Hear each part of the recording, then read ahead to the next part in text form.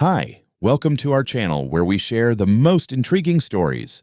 What would you do if your property, a sanctuary you've built with care, became the battleground for an HOA's unchecked power? For Jacob Rivers, the disappearance of his cherished bridge wasn't just an inconvenience. It was the spark that ignited a fierce battle for justice, property rights, and the soul of his community. Jacob Rivers had built his life around the tranquil beauty of his secluded home. Situated on a sprawling property that had been his for nearly a decade, the centerpiece of his land was a small but sturdy wooden bridge spanning a lively, picturesque river. The bridge wasn't just a convenience, it was essential. It connected both sides of his property, turning what could have been a logistical nightmare into a seamless and charming route. Over the years, Jacob, an architect by trade, had reinforced it, replacing old beams, adding decorative railings, and even installing solar-powered lights. The bridge was not only functional, but also an embodiment of his craftsmanship. For years, Jacob and his family had enjoyed the peace of their home. The nearest community, governed by a rigid HOA, had always kept its distance. While HOA President Samantha Powell had made occasional attempts to extend her influence, Jacob's property was legally outside their jurisdiction, and he had no reason to fear interference. That is, until one fateful afternoon. Returning home after a particularly long day at work, Jacob drove along the familiar winding roads, looking forward to dinner with his wife and kids. But as he approached the usual turnoff to the bridge,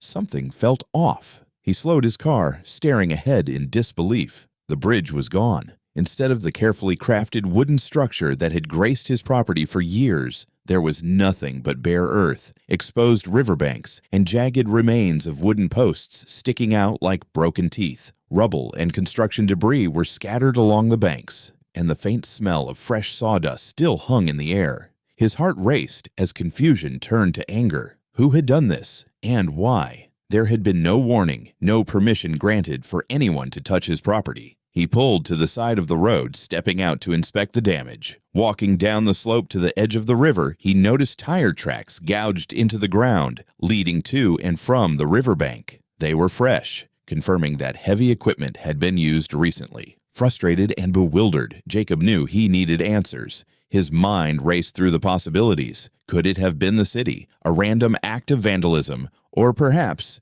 the HOA? He recalled Samantha Powell's smug comments at a neighborhood event months ago. "That bridge of yours seems so old. It might be dangerous for the community."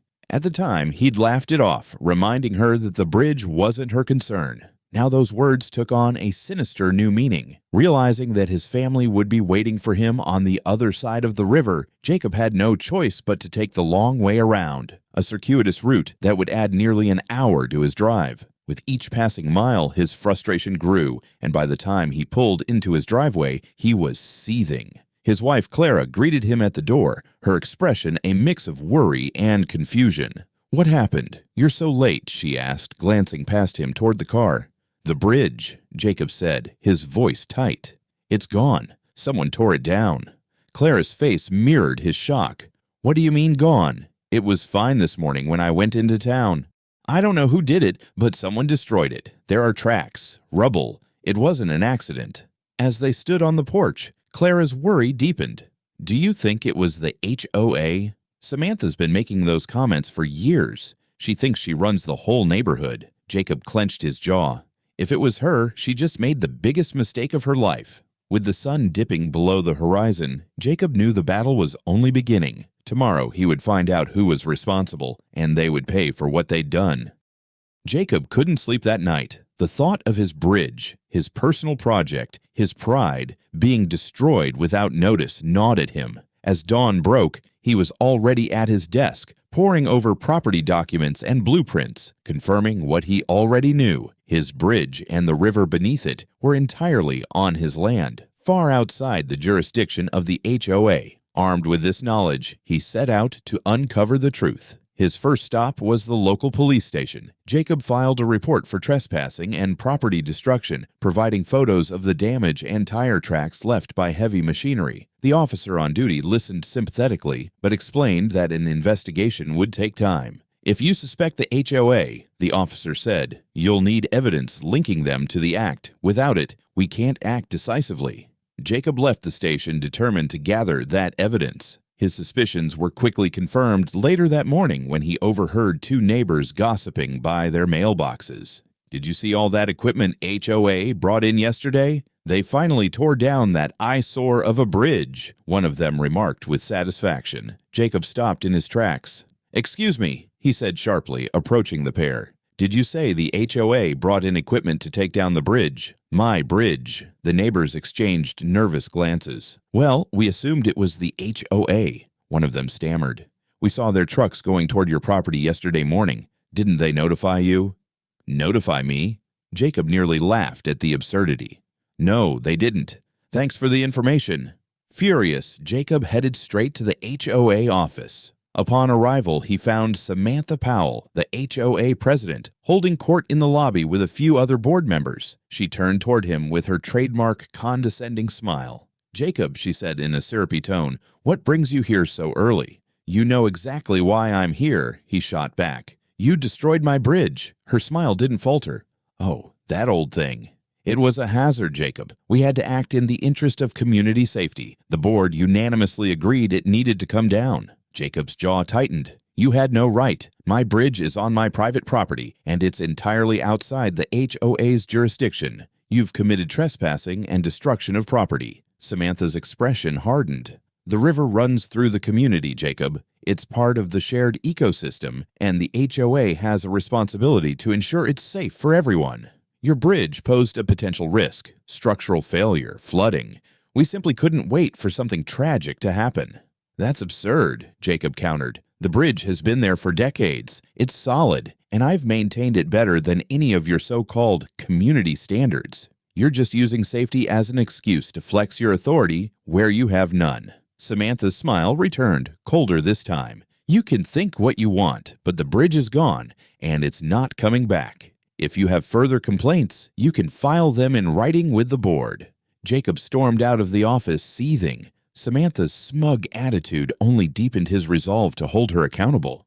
Over the next few days, the tension escalated further. Jacob received a letter from the HOA claiming that his bridge had violated unofficial community standards and that he was responsible for the cost of its removal, an outrageous $15,000. Enclosed was a demand for payment, along with a warning that failure to comply could result in legal action. At the same time, Samantha began spreading rumors among the neighbors, painting Jacob as a reckless property owner whose negligence had endangered the community. Some neighbors, swayed by her authority, began to turn against him, whispering about the supposed hazards his property had posed. But Jacob wasn't backing down. He installed surveillance cameras around his property and began documenting every interaction with the HOA. He also hired a lawyer who immediately identified glaring inconsistencies in the HOA's claims. It was clear that Samantha had acted without proper authorization, and worse, the HOA's actions could easily be construed as trespassing and fraud. Then, a critical piece of evidence fell into Jacob's lap. A neighbor who had grown disillusioned with Samantha's authoritarian behavior approached him privately. "I saw them," the neighbor admitted. "HOA trucks the equipment. Samantha was there overseeing everything. She said they didn't need your permission because the river technically connects to HOA land. But I don't buy it." Armed with this testimony and his lawyer's growing case file, Jacob felt the tide beginning to turn. The HOA had overstepped in a monumental way, and Samantha's arrogance had blinded her to the consequences. Jacob knew he had to act quickly. He was no longer just fighting for his bridge. This was about protecting his property, his rights, and standing up to a system that had gone too far. The battle was far from over, but Jacob was ready for war. Jacob stood at the threshold of the courthouse, his heart pounding with a mix of anticipation and anger. After weeks of escalating tensions, rumors, and mounting evidence, the day had come to face Samantha Powell and the HOA in court. He wasn't just here for himself. This was about setting a precedent, ensuring no one else would have to endure what he had. The courtroom was filled with spectators, including curious neighbors and members of the HOA board. Samantha, dressed impeccably in a tailored suit, sat with her team of lawyers. Her smug confidence was evident, as if she believed her position as HOA president made her untouchable. Jacob's lawyer, Rachel Mathis, a sharp and relentless property rights attorney, had warned him this would be a battle of both facts and public perception. As proceedings began, Samantha's lawyers wasted no time presenting their defense. They argued that the river was a shared natural resource and that HOA's bylaws gave them the authority to act in the community's interest. They described the bridge as an imminent safety hazard and claimed its removal was a necessary and lawful act. Samantha even submitted a report, allegedly from an engineering consultant, declaring the bridge structurally unsound. Rachel countered with calm precision, dismantling their arguments piece by piece. She began by presenting Jacob's property deed, which clearly defined his land as independent of the HOA's jurisdiction. She also produced engineering assessments Jacob had commissioned over the years, proving the bridge was well maintained and structurally sound. "Your Honor," Rachel said, addressing the judge, "the HOA had no legal grounds to enter Mr. Rivers's property, let alone destroy his bridge. Their actions constitute not only trespassing, but also the unlawful destruction of private property." The turning point came when Rachel called a key witness, a disillusioned HOA board member named Tom Weston. Reluctantly, Tom took the stand and revealed that Samantha had bypassed the usual board approval process for such actions. "She insisted we didn't need a vote," Tom admitted. "She said the river gave us jurisdiction and that no one would question it." Tom's testimony was damning, but Rachel wasn't done. She presented surveillance footage from Jacob's cameras, showing HOA trucks and workers crossing onto his land without permission. Then came the most shocking revelation. The engineering report Samantha had submitted was a forgery. Rachel produced an email from the supposed consultant, denying any involvement and accusing Samantha of misrepresenting their work. As the evidence piled up, Samantha's composure began to crack. She shifted uncomfortably in her seat, whispering furiously to her lawyers. When it was her turn to testify, her arrogance turned to defensiveness. "We acted for the safety of the community," Samantha said, her voice trembling slightly. "That bridge was a ticking time bomb, and I won't apologize for protecting my neighbors." Rachel seized the opportunity. "Mrs. Powell," she said, her voice cutting through the courtroom, "if safety was your concern, why didn't you follow due process? Why didn't you notify Mr. Rivers or involve actual experts? Could it be that your actions were less about safety and more about exerting control over property that was never yours to begin with?" The room fell silent. Samantha stammered but couldn't provide a satisfactory answer. The judge, visibly displeased, addressed the court. "The evidence is overwhelming. The HOA, under Mrs. Powell's direction, acted well beyond its authority. Their actions were reckless, invasive, and unlawful." The verdict was swift and decisive. The HOA was ordered to pay $300,000 in damages for the destruction of Jacob's Bridge and the associated property damage. Samantha was personally fined $75,000 for forging documents and abusing her authority. Criminal charges for trespassing and fraud were recommended against Samantha, leaving her to face potential jail time. As the gavel struck, a wave of relief washed over Jacob. The battle wasn't just about the money. It was about reclaiming his dignity and sending a clear message to the HOA. Samantha left the courtroom, her head low and her reputation in shambles. The smug confidence she had once worn like armor was gone, replaced by the weight of accountability. Jacob, on the other hand, stood tall, knowing this fight was a victory not just for him, but for every homeowner who dared to stand up against injustice. The courtroom battle may have ended, but the fallout from the verdict was just beginning. News of the trial and its outcome spread quickly, not only through the neighborhood, but also into the local media. Headlines like, "Errad Shites HOA overreach costs, hundreds of thousands," and "President faces fraud charges in shocking bridge case," painted a damning picture of Samantha Powell and her reign of unchecked authority. For the HOA, the consequences were immediate and far-reaching. Members of the community, once blindly supportive of Samantha, began questioning her leadership. At an emergency meeting called by the remaining board members, a storm of complaints erupted. Homeowners who had long felt intimidated by Samantha's authoritarian methods came forward with their own grievances. Stories surfaced about unfair fines, forged documents, and Samantha's misuse of HOA funds for personal projects. "She's been doing this for years," one neighbor declared, holding up a stack of HOA violation notices. "She fined me for painting my door the wrong shade of beige." Turns out that wasn't even in the bylaws. Another neighbor added, "She forced me to replace my mailbox because it didn't match the aesthetic.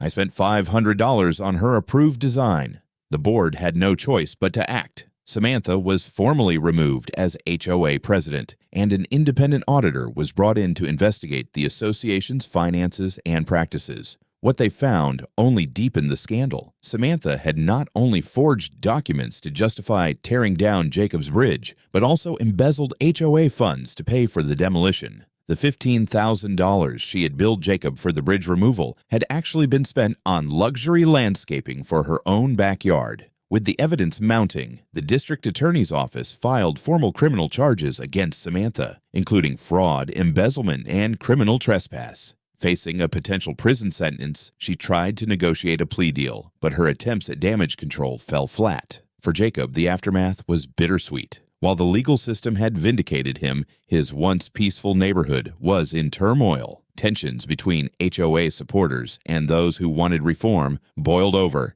At one point, an anonymous flyer circulated throughout the community, calling Jacob the man who destroyed the HOA. Some neighbors saw him as a hero, while others, still clinging to the old regime, resented his victory. Through it all, Jacob remained steadfast. He used the $300,000 awarded in damages to hire a reputable construction team to rebuild the bridge. This time, it was stronger and more elegant than ever, with reinforced supports, new lighting, and a dedication plaque reading, "Rebuilt on principles, in defense of property rights."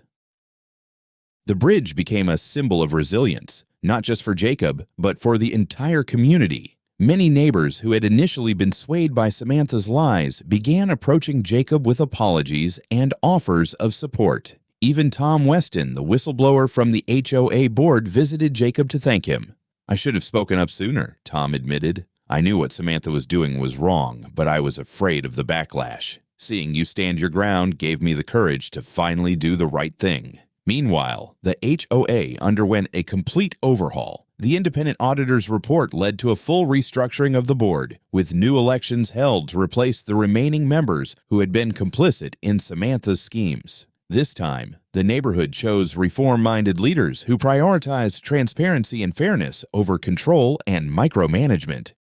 One of the first actions of the new board was to hold a public forum where residents could voice their concerns and propose changes. Jacob, invited as a guest speaker, shared his experience and emphasized the importance of setting boundaries with the HOA. "This isn't about dismantling the HOA," he said. "It's about ensuring it serves the community, not rules over it." The forum marked a turning point. For the first time in years, the HOA focused on fostering a sense of community rather than enforcing arbitrary rules. They organized block parties, created a volunteer program to help elderly residents with yard work, and even started a community garden on an unused plot of land. As for Samantha, her fall from grace was swift and complete. She pleaded guilty to fraud and embezzlement, receiving a 3-year prison sentence and a court order to repay the HOA for the stolen funds. Her name became synonymous with the dangers of unchecked power, and her former allies distanced themselves to avoid the taint of her scandal. In the months following the trial, Jacob's life gradually returned to normal. The rebuilt bridge not only restored his property's functionality, but also became a source of pride for his family and a symbol of victory for property owners everywhere. Though the battle had been exhausting, Jacob knew it was worth it.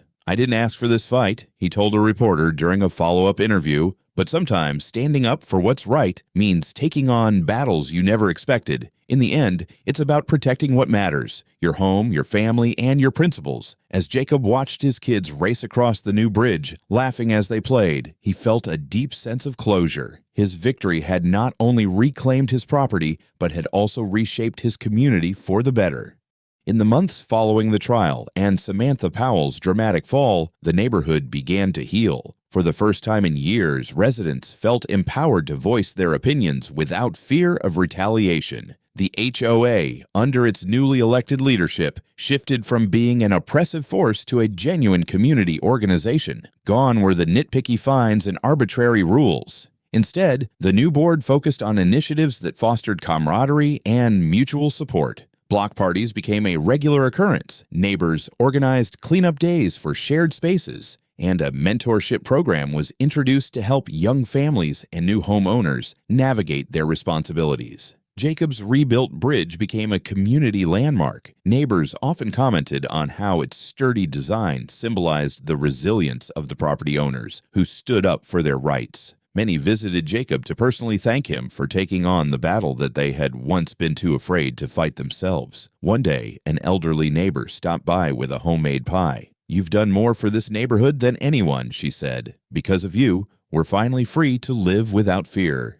The impact wasn't limited to just the community. News of Jacob's victory inspired similar cases nationwide as homeowners began challenging overreaching HOAs, using his story as proof that fairness could prevail. His lawyer, Rachel Mathis, received inquiries from clients across the country, seeking her expertise in property rights cases. For Jacob and his family, life returned to a peaceful rhythm. The new bridge was no longer just a way to cross the river. It was a symbol of justice and perseverance. As his kids played by the water's edge and his wife tended to their garden, Jacob realized that his fight had been worth every challenge. It wasn't just a battle for a bridge. It was a stand for fairness, community, and the right to live without interference, a legacy that would outlast the conflict itself. As Jacob stood on his newly rebuilt bridge, watching the river flow beneath, he couldn't help but reflect on how far things had come. What had started as a shocking act of destruction had transformed into a journey of resilience, justice, and community reform.